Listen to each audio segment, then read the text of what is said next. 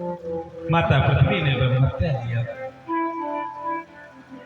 वो ब्रह्महत्या क्या है? वो ब्रह्महत्या है जो ऊसर हो जाता है ना, वो ऊसर ही ब्रह्महत्या के रूप में देखा जाता है। लेकिन इंद्र ने आशीर्वाद दिया, इंद्र ने माता पृथ्वी को आशीर्वाद दिया। क्या आशीर्वाद दिया? कि यदि कोई गड्ढा करेगा मैया, यदि तुमको कोई खोदेगा तो धीरे धीरे अपने आप ही तुम भर जाओगी, ये मेरा आशीर्वाद है। आप देखते हो ना, कहीं गड्ढा खोदते हो तो कुछ दिनों के बाद वो अपने आप ही भर जाता है। लेकिन जो ऊसर है, ऊसर ही ब्रह्महत्या के रूप में माना गया है।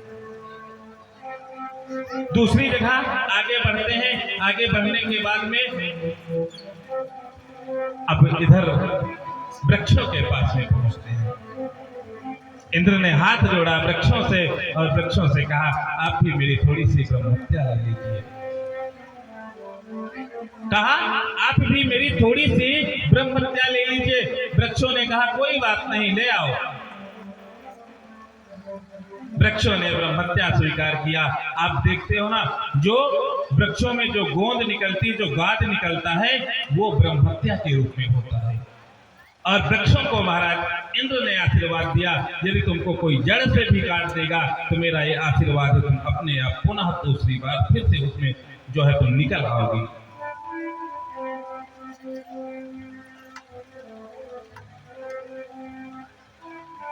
तीसरी जगह इंद्र फिर से आगे बढ़ते हैं और आगे बढ़ करके नदियों के पास में पहुंचते हैं, जल के पास में पहुंचते हैं। जल से कहा, आप मेरी थोड़ी सी ब्रह्महत्या ले लीजिए। जल ने कहा, कोई बात नहीं, ले आओ। और जल ने ब्रह्महत्या स्वीकार किया। और जल में आप जो झाग देखते हो ना, झाग ही ब्रह्महत्या के रूप में होता है। जल को भी आशीर्वाद दिया। इंद्र ने कहा, तुमको कोई कितना क्यों ना गर्म करेगा, लेकिन मेरा आशीर्वाद है, कुछ समय के बाद में तुम जैसी थी वैसे ही हो जाओगे। इसीलिए जल को देखते हो ना, जल को आप कितना गर्म करो, लेकिन गर्म करने के बाद में जब थोड़ी देर रख देते हो तो जल फिर से ठंडा हो जाता है। ये क्या है? ये ब्रह्महत्या है। चौथी ब्रह्महत्या को स्वीकार किया। इंद्र जब आगे बढ़ता है, माताओं को देखा, बहनों को देखा, और माताओं बहनों को देख करके हाथ जोड़ने लगा। और हाथ जोड़ने के बाद में कहने लगा, थोड़ी सी ब्रह्महत्या आप मेरी ले लीजिए। माताओं ने कहा, ठीक है, मुझे स्वीकार है। जो मासिक धर्म होता है, ये ब्रह्महत्या के रूप में माना जाता है। इस तरह से 4 स्थानों पर इंद्र ने इस ब्रह्महत्या को जो है बांट दिया। लेकिन इस प्रकार से माताओं को इंद्र ने आशीर्वाद दिया, और आशीर्वाद देने के लिए इंद्र के पीछे से ब्रह्महत्या रख जाती है। लेकिन इंद्र बार बार अपराध करता है, और जब बार बार अपराध करता है, अब इसने जब अपराध किया, दैत्यों को पता चलता है कि तुष्टा का वध इसने कर दिया है, कि तुष्टा का इसने वध कर दिया है। और वध करते ही क्या होता है, आज वृत्तासुर का जन्म होता है। और वृत्तासुर का जब जन्म होता है, वृत्तासुर परमात्मा के परम भक्त थे, लेकिन दैत्य कुल में होने के कारण उन्होंने तप किया, और तप करने के कारण उन्होंने जाकर के इंद्र से पुनः युद्ध करना प्रारंभ कर दिया। इंद्र से युद्ध करना प्रारंभ किया। इंद्र जानता था इस बात को, मैं वृत्तासुर से कभी जीत नहीं पाऊंगा। अब इंद्र परेशान हो गया कि मैं अब करूं तो क्या करूं, क्योंकि मैं वृत्तासुर से ऐसे जीत नहीं पाऊंगा।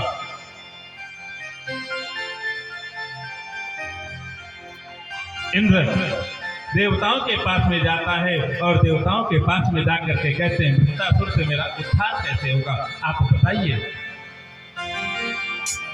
देवता कहते हैं, यदि तुम मनुष्य लोक में जाओगे, और मनुष्य लोक में जाकर के तुम दधीच ऋषि के पास में जाओगे, और दधीच ऋषि यदि अपने हड्डियों का दान कर देंगे, यदि दधीच ऋषि अपनी हड्डियों का दान कर देंगे, आप उससे अस्त्र और शस्त्र बनाइएगा, उसी से वृत्तासुर की मृत्यु होगी, अन्यथा वृत्तासुर को मारने वाला कोई नहीं संसार में। देवता हाथ जोड़ करके नैमिषारण्य की पावन धरा पर मिश्रिक में पहुंचते हैं, जहां पर दधीच ऋषि दधीच कुंड बना हुआ है। बाबा दधीच ने देखा कि ये देवता आए हुए हैं मेरे पास। देवताओं से कहने लगे, क्यों, क्या बात है? ऐसे तो तुम आ नहीं सकते हो, कोई काम होगा तभी तुम आए हो यहाँ। देवताओं ने हाथ जोड़ा कि आपकी इन हड्डियों से हम अस्त्र और शस्त्रों का निर्माण करेंगे, जिससे कि देवताओं की रक्षा हो सके। दधीच ऋषि ने कहा, कोई बात नहीं, यदि इस मनुष्य शरीर से यदि किसी की रक्षा हो सकती तो आप इसे स्वीकार कर लो। कहते हैं दधीच ऋषि ने गायों से अपने शरीर को चटवा चटवा करके उन हड्डियों को दान दे दिया देवताओं को। और जब देवताओं को दान किया, इनके दधीच ऋषि की हड्डियों से 4 शस्त्र बनते हैं। देखिए, पहला अजगौ बनता है, दूसरा पिनाक बनता है, तीसरा गांडीव बनता है, और चौथा जो इंद्र के पास में वज्र होता है, वो वज्र भी जो है इन्हीं के हड्डियों से बनता है। आज वज्र इंद्र को दे दिया गया। और जब इस बार वृत्रासुर जाता है इंद्र के सामने, और जब इंद्र के सामने जाता है वृत्रासुर ने जैसे ही इंद्र के हाथों में वज्र को देखा, वज्र को देख करके समझ गया कि हो सकता है आज मेरी मृत्यु सुनिश्चित हो सकता है आज मेरी मृत्यु सुनिश्चित हो। उसी समय उसने क्या किया? उसी समय आज वो इंद्र के सामने युद्ध करने लगता है, और युद्ध करते करते आज इंद्र को ही जो है अपने शरीर में वो प्रवेश कर लेता है। और जैसे ही वो इंद्र को प्रवेश करता है, इंद्र ने वज्र का प्रहार करना चाहा, लेकिन उसी समय जब प्रहार करने वाले थे, इंद्र ने जैसे ही प्रहार किया, प्रहार करने के बाद में वहीं पर से शतोषणी महाविद्या का उपदेश देते हैं भगवान शेष नारायण। वृत्रासुर सामने खड़ा है, वो जान रहा है कि मेरी मृत्यु अति सन्निकट है। उसी समय इंद्र से कहा, इंद्र यदि तुम इस वज्र को बाहर रख दो, वज्र को बाहर रखने के बाद में तुम मुझसे यदि युद्ध करना चाहो तो मुझसे युद्ध कर लो। इंद्र कहता है, नहीं, इस वज्र के सिवा मैं तुमसे युद्ध में जीत नहीं सकता। तो कहा, इंद्र तुम जानते हो इस वज्र की बदौलत तुम जीत सकते हो, तो थोड़ा सा मुझे परमात्मा का स्मरण कर लेने दो, क्योंकि मैं परमात्मा के द्वार पर परमात्मा के घर में जा रहा हूं, इसीलिए मुझे परमात्मा का स्मरण करने दो। और परमात्मा की बड़ी सुंदर स्तुति करने लगा। परमात्मा से कहता है, अजात पक्षा इव मातरं खगा स्तनं यथा सतराचुधार्ता प्रियं प्रियेवा विसुता विसर्या मनोरविंदाथ दृक्षयित्वा। हाथ जोड़ता है, अपने नेत्रों को बंद करता है, और अपने नेत्रों को बंद करके मेरे परमात्मा मेरे गोविंद का स्मरण करने लगता है। और गोविंद का स्मरण करते करते वो कहता है, हे परमात्मा, आप मेरे हृदय को, आप मेरे हृदय गति को आप पहचानने का तो प्रयास कीजिए। मेरा ये हृदय, हमारा जो ये शरीर है, हमारा जो शरीर है, हमारी जो ये आत्मा है, आपसे मिलने के लिए कैसे लालायित है। अजात पक्षा इव मातरम खगः, कहा जिस प्रकार से एक पक्षी का बच्चा जो है घोंसले में रहता है, और पक्षी का घोंसला जब उसकी माँ दाना चुगने के लिए चली जाती है, और जब दाना चुगने के लिए चली जाती है, उसका पक्षी का जो बच्चा होता है वो अपनी माँ का इंतजार किया करता है, हमारी माँ कब आए। और वो जैसे ही आती है, पक्षी जैसे ही चिड़िया आती है, उसके बच्चे क्या करते हैं, मुंह खोल देते हैं, और जब मुंह खोल देते हैं, उसकी माँ जो दाने चुग करके लाती है उनके मुख में डाल देती है। पक्षियां चहचहाने लगती हैं, पक्षियां आज प्रफुल्लित हो जाती हैं। एक नन्ही सी पक्षी अपने माँ को देख करके कितना प्रसन्न होती है। या मान लीजिए वो पक्षी कहीं दूर चली जाती है, उसके जो बच्चे होते हैं वो बच्चे अपनी माँ से मिलने के लिए कितना लालायित रहते हैं, कितना तड़फड़ाते रहते हैं। उसी प्रकार से हे मेरे प्रभु, हे मेरे परमात्मा, मैं भी आपसे मिलने के लिए लालायित हूँ और मुझे लगता है कि आपकी ही कृपा से आज इंद्र के द्वारा मेरी मृत्यु होगी। दूसरा उदाहरण देता है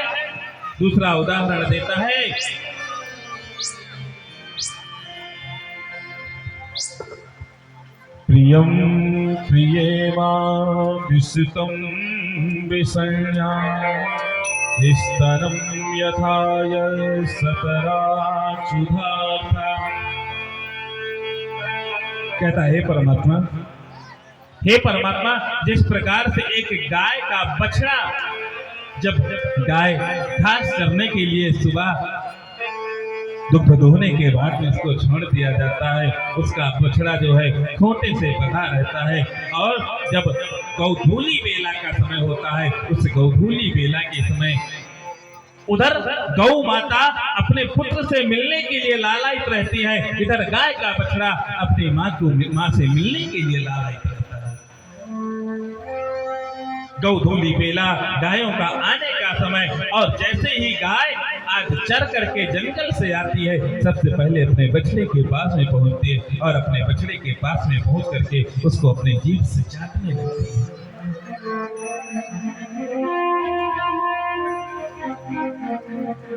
और बछड़े उछलने लगते हैं अपनी माँ को देख करके। उसी प्रकार से हे पर प्रभु, मैं तो आपका बछड़ा रूपी में पुत्र हूँ, मैं आपके पास में आने के लिए मैं लालायित हूँ। परमात्मा, आप मुझे अपने शरण में ले लेंगे। प्रियं प्रियेवाभिषितं विसंज्ञा। तीसरा उदाहरण देते हैं। तीसरा उदाहरण दिया, प्रियं प्रियेवाभिषितं विसंज्ञा।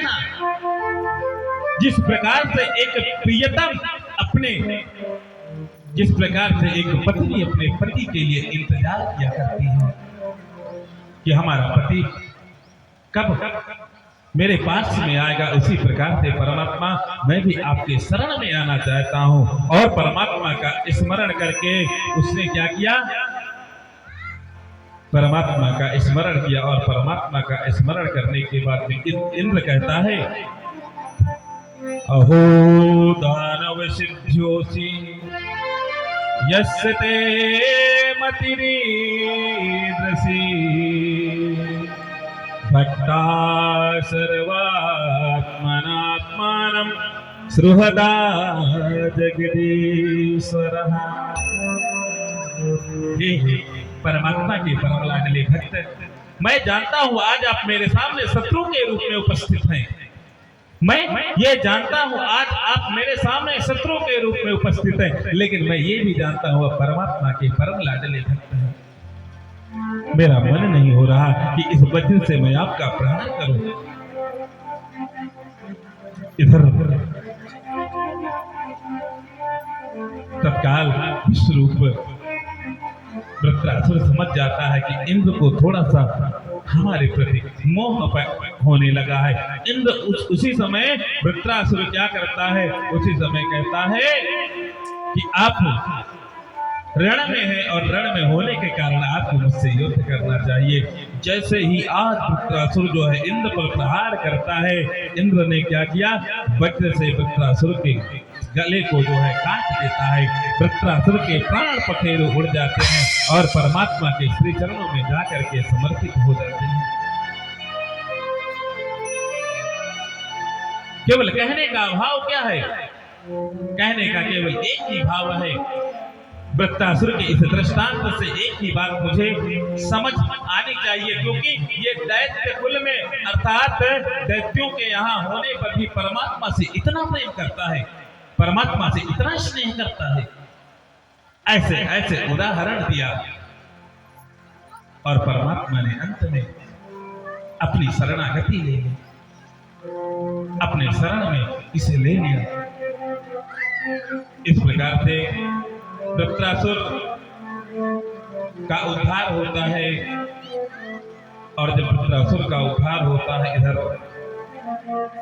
कश्यप दिति ने देवताओं के लिए कश्यप जी की सेवा की, और सेवा करने के बाद में कश्यप जी ने कहा कोई बात नहीं, पुंसवन व्रत का आप पुंसवन व्रत कीजिए। और पुंसवन व्रत करती हैं। पुंसवन व्रत प्रारंभ करते हैं, मार्गशीर्ष शुक्ल पक्ष प्रतिपदा से प्रारंभ करती हैं और 1 साल तक इसे करती हैं।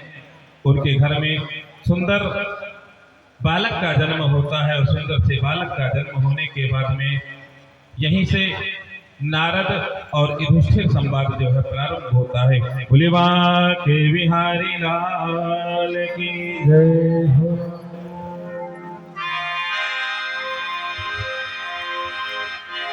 किस धुन में बैठा बाबू रे, किस धुन में बैठा बाबू रे,